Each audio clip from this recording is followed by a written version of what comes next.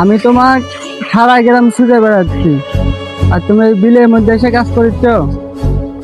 এত পড়াশোনা করে কি লাভ, যদি বিলের মধ্যে এসে কাজ করা লাগে? দিনের কাজে লজ্জা কিসে?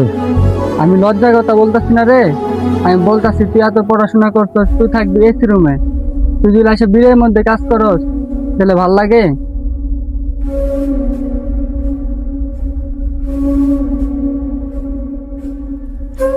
দেখো বাবা, শহরের বড় বড় মানুষের প্লেটের যে খাবার গুলো যায় এখান থেকেই যায়।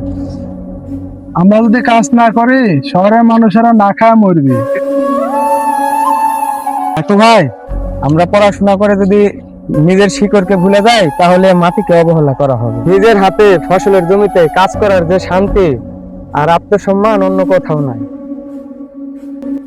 শ্রমের কোনো জাত নেই, আর মাঠের কাজে কোনো লজ্জা নেই। কাদামাটি ঘামেই বেঁচে থাকে আমাদের এই দেশ।